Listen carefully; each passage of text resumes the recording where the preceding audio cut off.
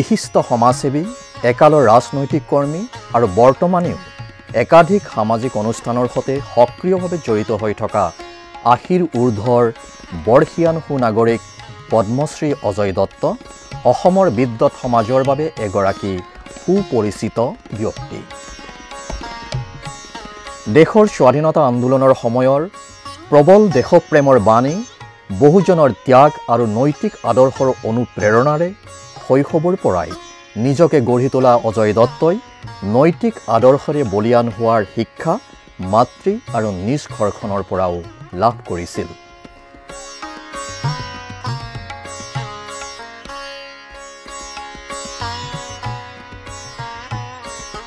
গুৱাহাটীৰ পাণবজাৰ অঞ্চলৰ এটি সংস্কৃতিবান মধ্যবিত্ত পৰিয়ালত জন্মগ্ৰহণ কৰা অজয় দত্তই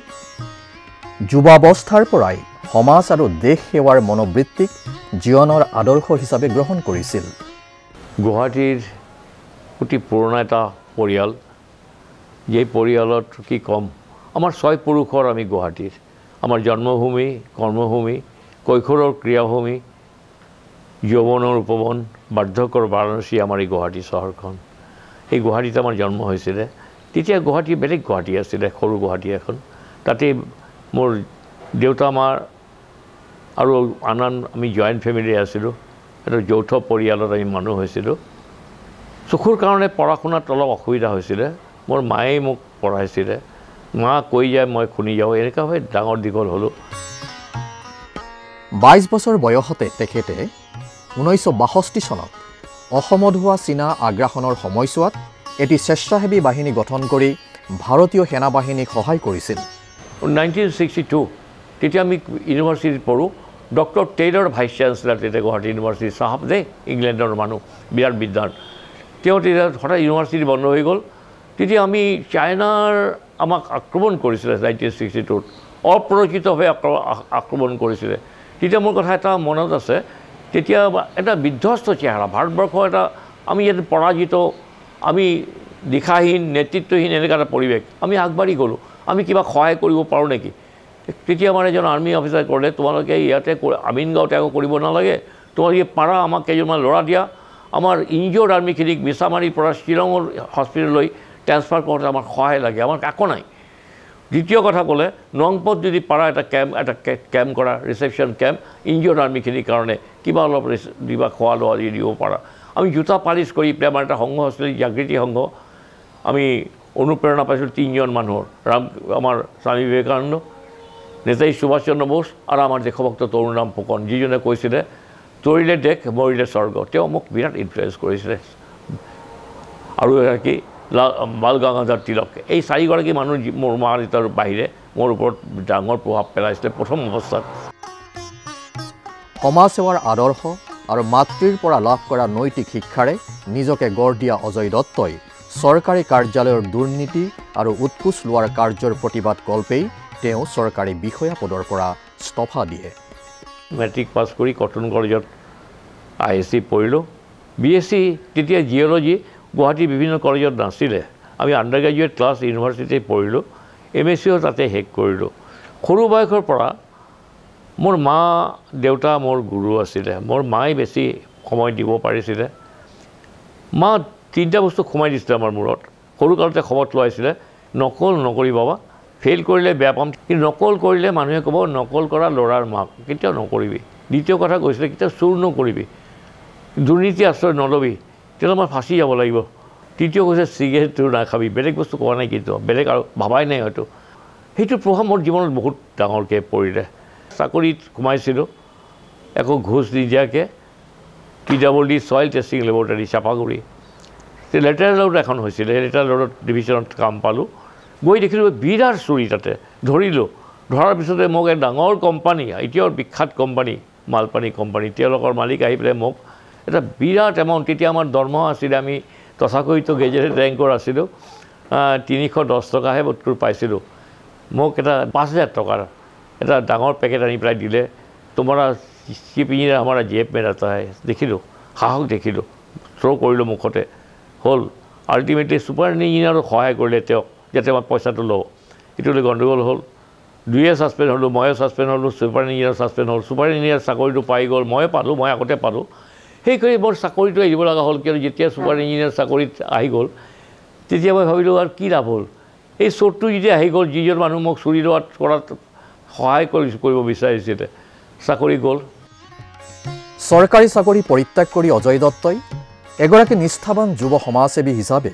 বিগত শতিকাৰ ৬০ৰ দশকটোত জীৱন জীৱিকাৰ তাৰণাৰে উপাৰ্জনৰ পথ বিচাৰি অজয় দত্তই সাংবাদিকতাৰ বৃত্তিও গ্ৰহণ কৰিছিল ৰাজনৈতিক চিন্তা চেতনাৰ দ্বাৰা উদ্বুদ্ধ হৈ তেওঁ সৰ্বভাৰতীয় ৰাষ্ট্ৰীয়তাবাদী শ্ৰমিক সংগঠনৰ একাধিক আন্দোলনৰ সৈতে নিজকে জড়িত কৰি তোলে আৰু শ্ৰমিকৰ কল্যাণৰ বাবে সেৱা আগবঢ়াবলৈ সংকল্পবদ্ধ হয় আনঅৰ্গেনাইজ ছেক্টৰত মই মানে ট্ৰেড ইউনিয়ন আৰম্ভ কৰিলোঁ শুনি আচৰিত হ'ব আগতে steam and river and steam navigation company RSNIG এইটো চেণ্ট্ৰেল ইনলেণ্ড ৱাটাৰ ট্ৰান্সপৰ্ট হ'ল জাহাজ যায় আগে আগে ইয়াৰ পৰা কলিকতা যায় ডিব্ৰুগড়ৰ পৰা কলিকতা যায় আগে আগে পাইলটিং ষ্টাফ নাৱত বহি পেলাই পানীত জুখি জুখি যায় তেওঁলোকৰ কোনো ইউনিয়ন নাছিল তেওঁলোকে বণ্ডেড লেবাৰৰ দৰে আছিলে বাঘে খায় কুমিৰে খায় তেওঁলোকৰ হৈ পেলাই ইউনিয়ন কৰিলোঁ তেনেকৈ সৰু সৰু পৰ্যায়ত মই ইউনিয়ন কৰা আৰম্ভ কৰিলোঁ বণ্ডেড লেবাৰ দৰে মানুহক লৈ পেলাই ডাইৰেক্ট ডাঙৰ অৰ্গেনাইজেশ্যন নহয় আৰু ফ্লাড হ'ল অসমত বিৰাট ফ্লাড হ'ল ফ্লাডত জঁপিয়াই পৰিলোঁ এইভাৱে এটা সংগঠন কৰি পেলাই লাহে লাহে এই সংগঠনটো সংগঠিত হৈ গ'ল মই ট্ৰেড ইউনিয়ন মুভমেণ্টত জড়িত হৈ গ'লোঁ মই ছ'চিয়েল ৱাৰ্কত জড়িত হৈ গ'লোঁ অসমত ফ্লাড প্ৰণ আমাৰ আৰ্থকুইক প্ৰণ ৰায়ট প্ৰণ আমাৰ প্ৰায় আমাৰ এথনিক ভাইলেঞ্চ বাঢ়ি গ'ল অসমত সেইবিলাকত ৰিলিফত মই যুক্ত হৈ গ'লোঁ 1971 চনত হোৱা বাংলাদেশৰ মুক্তি সংগ্ৰামত তেওঁ তেতিয়াৰ পূৰ্ববংগৰ মুক্তি বাহিনী আৰু ভাৰতীয় সেনা বাহিনীক বিভিন্ন প্ৰকাৰেৰে সমৰ্থন আৰু উৎসাহ যোগাইছিল 1971ত মাৰ্চ মাহত এটা পৰিৱৰ্তন হ'ল ৰাজনৈতিক পৰিস্থিতিৰ পৰিৱৰ্তন হ'ল পাকিস্তানত ইষ্ট পাকিস্তানত এটা মুভমেণ্ট আৰম্ভ হ'ল মুক্তি সংগ্ৰাম শ্বেখ মুজিবুৰ ৰহমানক গ্ৰেপ্তাৰ কৰি পেলাই পাকিস্তান লৈ যোৱা হ'ল আৰু মুক্তি সংগ্ৰাম বহুত বাঢ়ি গ'ল ভাৰত চৰকাৰৰ সহায় বিচাৰিলে ভাৰত চৰকাৰৰ আগবাঢ়ি আহিলে এইটো ছেপ্টেম্বৰ অক্টোবৰৰ পৰা বৰ্ডাৰ এৰিয়াত কেম্প হ'ল তেতিয়া মই উপায় নাই বাংলাদেশৰ পৰা মানুহ পলাই অহা আৰম্ভ কৰিলে অজস্ৰ ধাৰাত তেওঁলোকৰ ৰিলিফ কৰোঁতে মই বৰ্ডাৰত থাকোঁ ৰিলিফ কৰোঁ বহুতো ব্যৱস্থা কৰোঁ ডাঙৰ ডাঙৰ লিডাৰবিলাকক পলাই আহিলে ইণ্টাৰনেশ্যনেল লেভেলৰ লগত যোগাযোগ কৰাই দিওঁ এইবিলাক কাম মই ভলেণ্টিয়াৰলি কৰিলোঁ তেতিয়া দেখিলোঁ আৰ্মিত তেতিয়া অসমীয়া বঙালী মানুহৰ খুব অভাৱ আছিলে বেছিভাগে হিন্দীভাষী আছিলে বা চাউথ ইণ্ডিয়ান আছিলে তেওঁলোকে বাংলাদেশৰ যে মুক্তি সংগ্ৰামীবিলাকৰ ভাষা বুজি নাপায় তেওঁলোকে ইনষ্ট্ৰাকশ্যন বুজি নাপায় আমি ভলেণ্টিয়াৰলি 3 মাহৰ ওপৰত প্ৰায় 4 মাহমান মই বিভিন্ন কেম্পত মই অন মাই অউন মই ইণ্টাৰপ্ৰিটাৰ বুলি নকম যোগাযোগৰ এটা অলিয়া হিচাপে নিজক ব্যৱহাৰ কৰিলোঁ 1974 চনত গুৱাহাটী পৌৰ নিগমৰ নিৰ্বাচনত অজয় দত্তই এগৰাকী নিৰ্দলীয় প্ৰাৰ্থীৰূপে জয়যুক্ত হয় সেই সময়ৰ পৰাই অজয় দত্তই সক্ৰিয় ৰাজনীতিত অংশগ্ৰহণৰ বাবে মন মেলে 74ত কৰ্পোৰেশ্যন ইলেকশ্যন প্ৰথম গুৱাহাটী মিউনিচিপেল কৰ্পোৰেশ্যনৰ ইলেকশ্যন মোৰ উঠাৰ কোনো ইচ্ছা নাছিল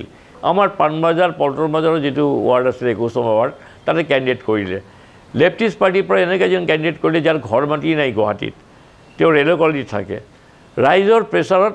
ক'লে যে কাৰোবাৰ আমাৰ লোকেল মানুহ উঠিব লাগে ময়ো লাগিলোঁ কোনো এজন আমাৰ ভদ্ৰলোক ডেণ্টিষ্ট বীৰেন চৌধুৰী মুৰলী চৌধুৰী জাৰ্ণালিষ্ট ডক্টৰ সিং বুলি এজন আমি চবকে এপ্ৰ'চ কৰিলোঁ কোনেও উঠিব নুখুজিলে আল্টিমেটলি মোক কৈছিল তুমি উঠা বাধ্য হৈ লাষ্ট মমেণ্টত মই উঠিব লগা হ'ল আৰু মই কাউন্সিলাৰ ইলেক্টেড হ'লোঁ ইণ্ডিপেণ্ডেণ্ট সমগ্ৰ দেশতে হোৱা অভাৱনীয় ৰেল ধৰ্মঘটৰ সময়ছোৱাত তেওঁ শ্ৰমিকৰ স্বাৰ্থত তেওঁলোকৰ প্ৰাপ্যৰ প্ৰতি সজাগতা আনিবলৈ নিজকে দায়বদ্ধ কৰি তুলিছিল 74ত আৰু এটা ঘটনা ঘটি গ'ল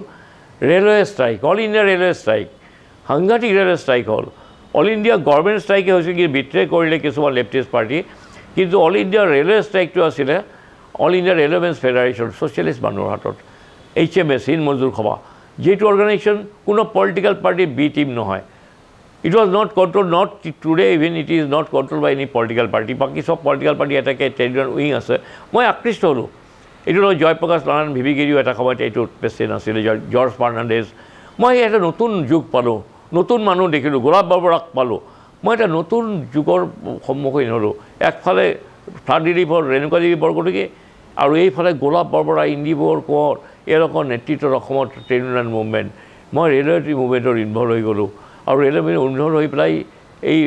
যেতিয়া চবে প্ৰায় এৰেষ্ট হৈ গৈছিল লিডাৰবোৰ মইতো তাহাঁতৰ কমিটিত নাছিলোঁ but I had to control the whole movement from Guwahati 1975 চনত ইন্দিৰা গান্ধী নেতৃত্বাধীন তেতিয়াৰ কংগ্ৰেছ চৰকাৰে বলবৎ কৰা জৰুৰীকালীন বা ইমাৰ্জেঞ্চি ঘোষণা কৰাৰ দুৰ্যোগপূৰ্ণ সময়ছোৱাত দেশৰ গণতান্ত্ৰিক আন্দোলনৰ কৰ্মীসকল অন্যান্য দল তথা নেতাসকলৰ বিৰুদ্ধে বিভিন্ন ক'লা আইন প্ৰয়োগ হৈছিল ইমাৰ্জেঞ্চি ইম্প'জ হ'ল 25 জুন মাজনিশা 1975 মই গম পালোঁ মোৰ এগেইনষ্টত মিছা maintenance of internal security act অসমৰ ভাৰতবৰ্ষৰ চবতে এৰেষ্ট হ'ল অসমতো আমি একো গম নাপাওঁ তেতিয়া টিভি আমাৰ গুৱাহাটীলৈ অহা নাই আমি গম পালোঁ যে বহু ঠাইত ধৰপাকড় হৈছে কংগ্ৰেছৰ মানুহ এৰেষ্ট হৈছে মই যিকোনো কাৰণে হওক মই এজনৰ দ্বাৰা প্ৰভাৱিত হ'লোঁ এজন লেফটিষ্ট টাইপৰ মানুহ মানে আল্ট্ৰা লেফটিষ্ট নক্সালাইট সি কৰি তই কিয় আণ্ডাৰগ্ৰাউণ্ড নহওঁ তই আণ্ডাৰগ্ৰাউণ্ড নহ'লে তই মানে বেলেগ পাৰ্টি লিডাৰ নিচিনা জেলৰ পৰা মালা পিন্ধি ওলাই আহিবি মোৰ গাত খুব লাগিলে মই আণ্ডাৰগ্ৰাউণ্ড হ'লোঁ পিছতে লাহে লাহে মই এটা অদ্ভুত জীৱন মই লাভ কৰিলোঁ মই I was the only man from Assam যাৰ এগেইনষ্টত মিছাৰ বাহিৰে মোৰ ডিফেন্স ইণ্ডিয়া ৰেগুলেশ্যনে মোৰ লাগু কৰিলে arms act defence India regulation এইটো মই জনাত সুব্ৰমণিয়াম স্বামী আৰু জৰ্জ ফাৰ্ণাণ্ডেজৰ ওপৰত লগাইছিলে তাৰপিছত মোৰ এগেইনষ্টত এবস্কণ্ডাৰ এক্ট লগালে মানে পলাতক বুলি ঘোষণা কৰিলে মোৰ মূৰৰ দাম এটা এমাউণ্ট ঘোষণা কৰিলে এই জৰুৰীকালীন সময়ৰ অৱসান ঘটাৰ পাছতে দেশত নতুন ৰাজনৈতিক শক্তিৰ অভ্যুত্থান ঘটে সেই সময়ত গোলাপ বৰবৰা নেতৃত্বাধীন জনতা চৰকাৰত 1978 চনত তেওঁ বিধায়ক হিচাপে জয়যুক্ত হয় ইমাৰ্জেঞ্চি যেতিয়া উইড্ৰ হ'ল গোটেই ভাৰতবৰ্ষৰ এটা প্ৰথম পৰিৱৰ্তন আহিলে অসমত কিন্তু লগে লগে নাহিলে 77ত যিটো 42nd এমেণ্ডমেণ্ট কৰিছিলে 6 বছৰ বঢ়াই দিছিলে এছেম্বলি আয়ুটো অসমত 6 বছৰে গ'ল কিয়নো ইয়াতে কংগ্ৰেছ মেজৰিটি পাইছিলে 14ৰ ভিতৰত 10টা পাইছিলে সেইকাৰণে ইয়াতে 1 বছৰ পিছত হ'ল আৰু গোটেই ভাৰতবৰ্ষৰ প্ৰথম জনতা পাৰ্টি গভৰ্ণমেণ্ট হ'ল মোৰাৰজী দেশাইৰ নেতৃত্বত ৰেণুকা দেৱী বৰকটকী আৰু চেণ্ট্ৰেল মিনিষ্টাৰ হ'ল আমাৰ অসমত আমি 4টা ছিট পাইছিলোঁ তাৰ এই পাৰ্টিত মই জেনেৰেল ছেক্ৰেটাৰী নিযুক্ত হ'লোঁ পলিটিকেল পাৰ্টি এই যে পাৰ্টিটোৰ জন্ম হৈছিল জেলৰ ভিতৰতে তেতিয়া এটা প্ৰতিবাদ হিচাপে জনতা পাৰ্টি আহিল আৰু 78তে অসমতেও নিৰ্বাচন আহিল এই নিৰ্বাচনত মোৰ নিচিনা যে সাধাৰণ মানুহ ইষ্ট গুৱাহাটী যিটো আটাইতকৈ প্ৰেষ্টিজিয়াছ ছিট আছিলে মই ৰাইজৰ ছাপৰ্টত ৰাইজৰ ভোটত মই জিকি আহিলোঁ এতিয়া আমি গুৱাহাটী কৰ্পৰেশ্যনৰ প্ৰথম বডি 74ত আমি কৰ্পৰেশ্যন কৰিলোঁ তেতিয়া ভি গিৰি ৰাষ্ট্ৰপতি তেখেত আহিছিলে মুখ্যমন্ত্ৰী শৰৎ সিংহ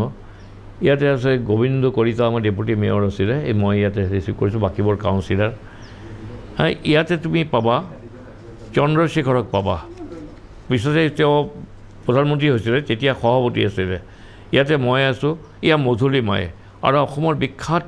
IAS অফিচাৰ খনীন বৰুৱাদেৱ ইয়াতে আছে বুজিছা ছেইম ইয়াতে তোমাৰ মোৰাৰজী ভাই ইয়াতে মোৰাৰজী ভাই আছে প্ৰধানমন্ত্ৰী আৰু খনীন বৰুৱা মই আৰু পাৰ্বতী গোস্বামী চন্দ্ৰশেখৰৰ লগত দেৱেশ্বৰ শৰ্মা অসমৰ ভীষ্ম পুৰুষ তেখেতে মই আছোঁ ইয়াতে গিৰীন বৰুৱা এইটো বাজপেয়ীজীৰ লগত দিল্লীতে তেওঁ বাজপেয়ী এক্সটাৰ্নেল এফেয়াৰ্ছ মিনিষ্টাৰ তেতিয়া তেখেতক আমি লগ পাইছিলোঁ যিদিনা গোলাপ বৰবৰা মুখ্যমন্ত্ৰী শপত ল'লে শপত লোৱাৰ পৰ মুহূৰ্তত ইয়াতে মই আছোঁ ইয়াতে বিভিন্ন জাৰ্ণালিষ্ট আছে জৰ্জ ফাৰ্ণাণ্ডেজ ভাৰতবৰ্ষৰ ৰাজনীতিত এজন বিপ্লৱী পুৰুষ তেখেতক আহোঁতে তেখেতক সমৰ্থন জনোৱা হৈ আছে মোৰ মায়ে তেখেতক আশীৰ্বাদ কৰি আছে মই যেতিয়া MLA আছিলোঁ প্ৰথমবাৰ অসমত শ্ৰেষ্ঠ বিধায়কৰ এটা বাছনি হৈছিলে তাতে আমি দুজন এছ'চিয়েট জয়নাল আবেদিন দেৱান জয়নাল আবেদিন আৰু মই অজয় দত্ত আমি দুজন শ্ৰেষ্ঠ বুলি গণ্য হৈছিলোঁ মোৰ পিতৃ শ্ৰী অজয় কুমাৰ দত্ত তেখেতৰ জীয়ৰী হৈ মই নিজকে ভাগ্যৱতী বুলি ভাবোঁ কাৰণ যুৱ সমাজৰ গোটেইখিনিৰ লগতে মই আৰু মোৰ ভণ্টিৰ কাৰণেও তেখেতে আমাৰ অনুপ্ৰেৰণা সৰুৰে পৰা শৈশৱৰ পৰা আৰু যৌৱনকালতো তেখেতক দেখিছোঁ মানুহৰ বিপদত আপদত সদায় জঁপিয়াই পৰা বানপানীয়ে হওক বা ক'ৰবাত বম ফুটিলে মোৰ জন্ম 1980 সেইখিনি দশকত তেতিয়া দেখিছোঁ ক'ৰবাত কিবা জুই লাগিলে ক'ৰবাত কিবা হ'ল তেখেতে দৌৰি যাব ঘৰত আমি চিন্তা কৰিছিলোঁ মোৰ আইতাই চিন্তা কৰিছিলে কিন্তু তথাপিও আমি শিকিছিলোঁ তেখেতৰ পৰা নিৰ্ভীকতা আৰু সেইখিনি তেওঁ সৰুৰে পৰা আমাক কৈছিলে পৰিশ্ৰম কৰিবা সৎ পথত চলিবা আৰু নিৰ্ভীক থাকিবা একেবাৰে সৰু গাঁৱৰ পৰা আৰম্ভ কৰি তাজমহল চাবলৈও তেখেতে লৈ গৈছে আৰু সেই দেশ ভ্ৰমণৰ এটা নিচা তেখেতে আমাৰ ভিতৰত সোমাই দিছিলে যিটো অকল দেশক চোৱাই নহয় মানুহক জনা মানুহৰ লগত কথা পতা আৰু সেই মাধ্যমত মানুহক জনা সেইখিনি মোৰ জীৱনত ময়ো ৰপ্ত কৰিছোঁ পৰৱৰ্তী কালছোৱাত মই তেখেতক লৈ দেশত বহুত ঠাইত গৈছোঁ সেইকাৰণে মানুহ হিচাপে মই যিখিনি মোৰ পিতৃক পাইছোঁ তেখেতে মোৰ বন্ধু মোৰ ফ্ৰেণ্ড ফিলচফাৰ গাইড বুলি ক'ব পাৰোঁ তাৰ বাবে মই ধন্য ৰাজ্যখনত স্বেচ্ছামূলক ৰক্তদান শিবিৰৰ আয়োজন তথা ৰেড ক্ৰছ ছ'চাইটিৰ সজাগতামূলক কাম কাজৰ সৈতে তেখেতে সম্পূৰ্ণভাৱে নিজকে নিয়োজিত কৰি তোলে ভলেণ্টাৰী ব্লাড ডোনেশ্যন মানুহে হাজবেণ্ডে ৱাইফক ব্লাড দিব খোজা নাছিলে মাকে পুতেকক দিব খোজা নাছিলে পুতেকে মাকক দিব খোজা নাছিলে এনেকুৱা ভয় আছিলে সেই ভয়টো ভঙাৰ কাৰণে আমি এটা মুভমেণ্ট কৰিছোঁ তাতে মই ওতপ্ৰোতভাৱে জড়িত আছিলোঁ আৰু আসাম চৰকাৰ তাৰে স্বীকৃতিস্বৰূপ মই ভবা নাই প্ৰথম বছৰ 2005 চনত মোক ৰক্তদান দিৱসত মোক এটা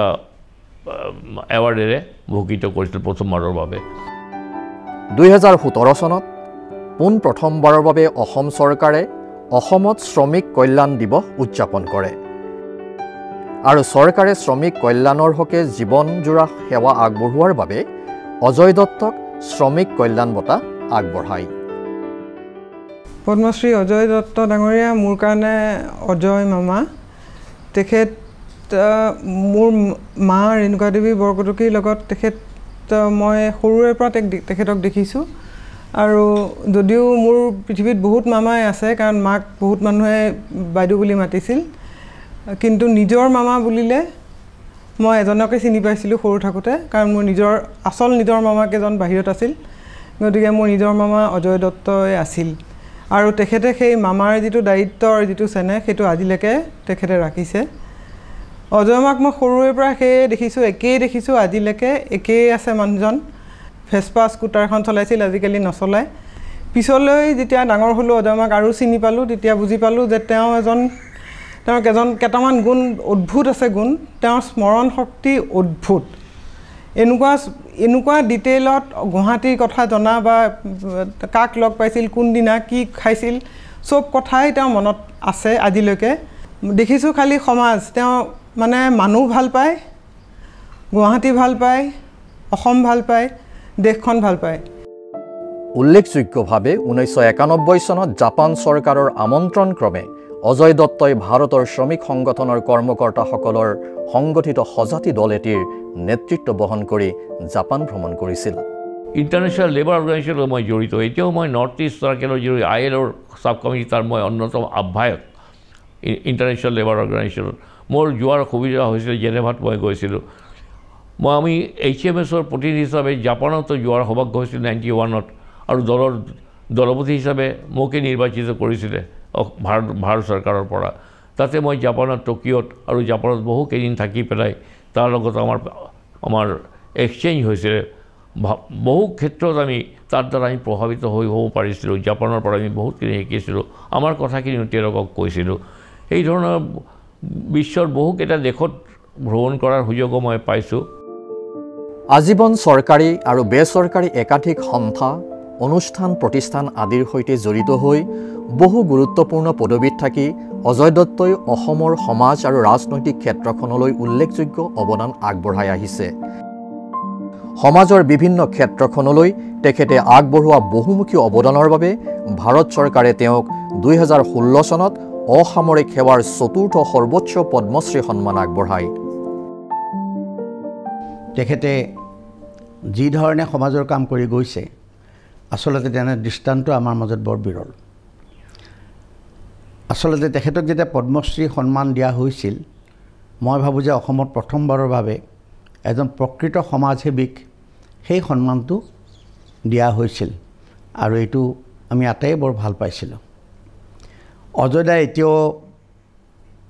এজন যুৱকৰ নিচিনা হৈ আছে তেখেতে মই নিজেই দেখা পাইছোঁ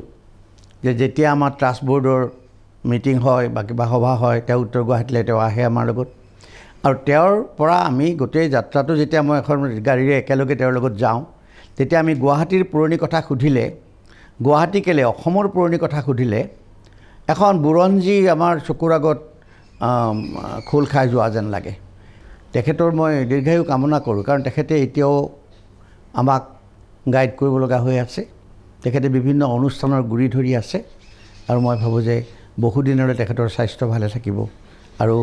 আমাৰ সমাজৰ এই সকলো অনুষ্ঠানবিলাকত তেখেতে আগুৱাই আমাক লৈ যাবগৈ।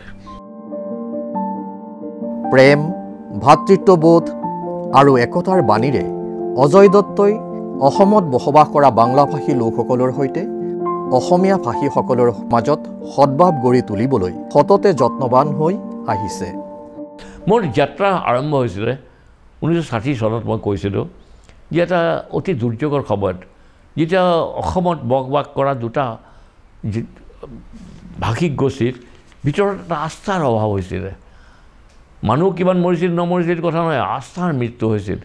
সেই আস্থাটো পুনৰ গঠনৰ কাৰণে মই এটা কল্পনা লৈ পেলাই মোৰ যাত্ৰা আৰম্ভ কৰিছিলোঁ আৰু জীৱনৰ সায়ান্নতা আহি পেলাই আজি মই অতি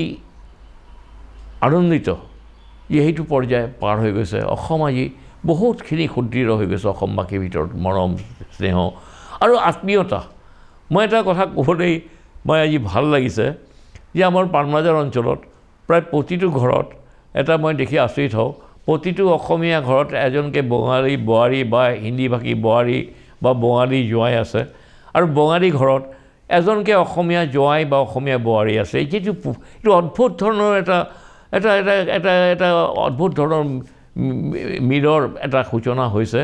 আৰু বিভিন্ন ক্ষেত্ৰত আমাৰ যিটো একতা এইটো প্ৰয়োজন হৈ পৰিছে। কাৰণ আজি অসমৰ গোটেইখিনি মানি যদি আমি একেলগত নহওঁ, মই আগতে আৰু এবাৰ উল্লেখ কৰিছোঁ যিটো কমিটি হৈছিলে, the committee for the protection of land rights of the indigenous people, আজি কিন্তু ভয়াৱহ আকাৰ হ'ব। আমি সবেই ঐক্যবদ্ধভাৱে থিয় হ'ব লাগিব। বিগত শতিকাৰ 40ৰ দশকৰ পৰাই জন্মসূত্ৰে অজয় দত্ত গুৱাহাটীৰ বাসিন্দা। মহানগৰৰ পানবজাৰ অঞ্চলত তেখেতে শৈশৱ কৈশোৰ পাৰ কৰিছে আৰু বৰ্তমানলৈকে এই অঞ্চলতে জীৱন অতিবাহিত কৰিছে। যেতিয়াৰ পৰা মই দেউতাক দেখিছোঁ, জানিছোঁ আৰু বুজিছোঁ, মই এইখিনিয়ে দেখিছোঁ যে তেখেতে নিজৰ সকলোখিনি সমাজৰ কল্যাণৰ কাৰণে ছেক্ৰিফাইচ কৰি আহিছে। তেখেতে আমাৰ মাজত বহুত পজিটিভ ভেলিউজ ইনষ্টিল কৰি আহিছে, যেনে দেশপ্ৰেম মূল্যবোধ, নিস্বাৰ্থ মূল্যবোধ আৰু আমাক ৰামকৃষ্ণ মিছন, বিবেকানন্দ কেন্দ্ৰ, red cross society, SOS children's village ইত্যাদি অৰ্গেনাইজেশ্যনছ যিসকল সমাজৰ কাৰণে বহুতখিনি কৰি আহিছে, তেওঁলোকৰ তাত আমাক লৈ গৈছিলে আৰু স্বামী বিবেকানন্দাজ বাৰ্থ এনিভাৰ্চাৰী বা নেতাজী সুভাষ চন্দ্ৰ বোছৰ বাৰ্থ এনিভাৰ্চাৰী ইত্যাদি পালন কৰিবলৈ আমাক লৈ গৈছিলে। Cellular jail, Andaman and Nicobar islands, তালৈও আমাক লৈ গৈছিলে। মই দেউতাক কেতিয়াও নিজৰ পাৰ্চনেল কমফৰ্টক প্ৰায়ৰিটাইজ কৰা দেখা নাই আৰু তেওঁ ৰাজনীতিত থকা স্বত্তেও নিজৰ চৰিত্ৰৰ অখণ্ডতা বজাই ৰাখিছে। তেওঁ অসম্ভৱ নিৰ্ভীক মানুহ। তেখেতে সকলো ইছ্যুৰ ওপৰত নিজৰ মতামত বহুত নিৰ্ভীকভাৱে আগবঢ়াই আহিছে আৰু মই তেখেতক কেতিয়াও ভয় কৰা দেখা নাই আৰু মই নিজকে বহুত বেছি গৰ্বিত অনুভৱ কৰোঁ যে মই তেখেতৰ ছোৱালী। একাধিক চৰকাৰী বেচৰকাৰী অনুষ্ঠানৰ সৈতে জড়িত হৈ অজয় দত্তই এগৰাকী নিষ্ঠাবান সমাজকৰ্মী হিচাপে ব্যস্ত ৰাজহুৱা জীৱন এটাক আঁকোৱালি ল'ব পাৰিছে।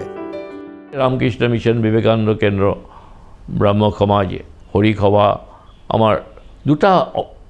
মোৰ জীৱনত দুটা প্ৰতিষ্ঠানৰ লগত মই ওতপ্ৰোতভাৱে জড়িত হৈ গ'লোঁ। এটা হ'ল চিলড্ৰেন হোম, অৰ্ফেনেজ বুলি ক'ব পৰা যায়, আৰু এটা হ'ল শিশুগ্ৰাম। এই IITৰ গাত লাগি থকা শিশুগ্ৰাম 1975ত 72 ফ্লাডৰ পিছত যিবিলাক অনাথ শিশুহঁতৰ কাৰণে এইটো প্ৰতিষ্ঠা কৰিছিলে তদানীন্তন চিফ মিনিষ্টাৰ শৰৎ সিংহৰ ডাঙৰীয়া নেতৃত্বত। তাৰতেও মই যুক্ত আছিলোঁ এজন কৰ্মী হিচাপে। আজিলৈকে এই কামৰ লগত মই যুক্ত আছোঁ। তাৰ মই চেয়াৰমেন হৈ আছোঁ বৰ্তমানে ট্ৰাষ্ট বৰ্ডৰ। উত্তৰ পূৰ্বাঞ্চলত কৰ্মচাৰী বীমা যোজনা আঁচনি বা ESI স্কিমৰ অগ্ৰগতি আৰু প্ৰসাৰৰ বাবে তেওঁ যত্নপৰ হৈ আহিছে। অজয় দত্তই পৰিৱেশ সংৰক্ষণৰ স্বাৰ্থত দিহিং পাটকাইৰ দৰে অসমৰ ৰাষ্ট্ৰীয় উদ্যান তথা বৰষাৰণ্যৰ সন্দৰ্ভত হোৱা আলোচনা চক্ৰতো ভাগ লৈছে। ছেভ গুৱাহাটী বিল গুৱাহাটী এটা মুভমেণ্ট হৈছিল, গুৱাহাটী ৰক্ষা কৰা, গুৱাহাটীক বচোৱা, গুৱাহাটীক ৰক্ষা কৰা। ছেভ গুৱাহাটী বিল গুৱাহাটী অকল গুৱাহাটীক ৰক্ষা নহয়, অসমক ৰক্ষাৰ কাৰণে অসমত তথা দিল্লীৰ দৰবাৰত বহুতবাৰ গৈছিল, বহুত কাম কৰিছিলে। ধীৰেন বৰুৱাৰ নেতৃত্বত তাতে মই আছিলোঁ, ৱৰ্কিং প্ৰেচিডেণ্ট মই আছোঁ। ৰামকৃষ্ণ মিছন, বিবেকানন্দ কেন্দ্ৰ, ব্ৰহ্ম সমাজ, আজি 100 বছৰ পুৰণা এটা সমাজ, নিউ আৰ্ট প্লেয়াৰ্ছ, অসমৰ কালচাৰেল ক্ষেত্ৰত এটা বিৰাট ভূমিকা ৰাখা। তাতে মই কালচাৰেল মানুহ নহয়, মৰম আৰু স্নেহ মোক তাতেও বান্ধি ৰাখিছে, সভাপতি হিচাপে কৰি ৰাখিছে। গুৱাহাটীৰ প্ৰায় বিভিন্ন অৰ্গেনাইজেশ্যনৰ লগত মই নিবিচাৰিলেও মোক জোৰ কৰি পেলাই ৰাখে, আজিও আছোঁ। সেইটোৱে গুৱাহাটী তথা অসমৰ মৰম। এই মৰমৰ ওচৰত মই সদায় কাতৰ হৈ যাওঁ, মই সদায় আৱেগিক হৈ যাওঁ। এই আৱেগ যাতে চিৰক্ষণ থাকে। কিন্তু অজয়দাক মই লগ পাইছোঁ ছেভ গুৱাহাটী বিল গুৱাহাটীৰ পৰা, তাৰপিছত বিভিন্ন সামাজিক অনুষ্ঠানত এটা সৎ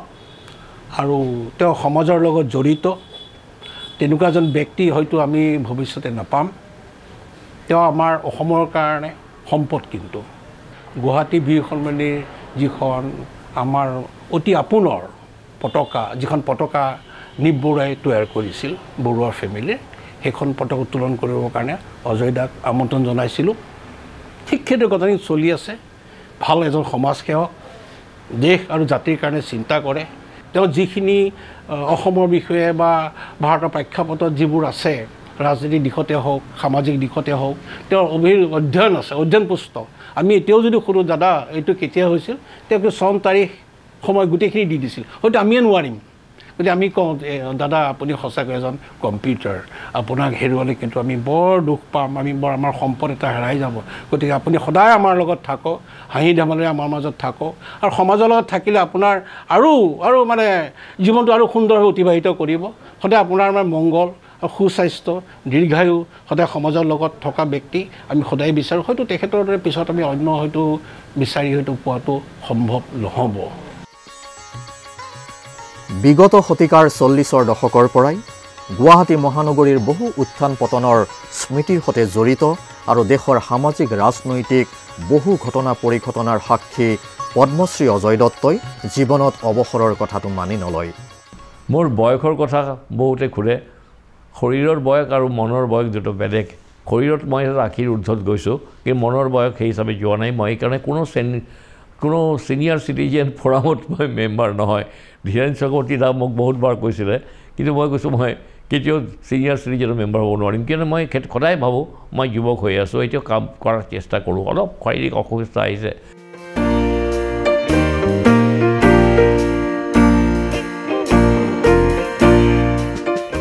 এতিয়াও এগৰাকী তৰুণ মনৰ সমাজসেৱক হিচাপে নিজকে পৰিচয় দি এটি ব্যস্ততাপূৰ্ণ সক্ৰিয় ৰাজহুৱা জীৱন আঁকোৱালি লৈছে।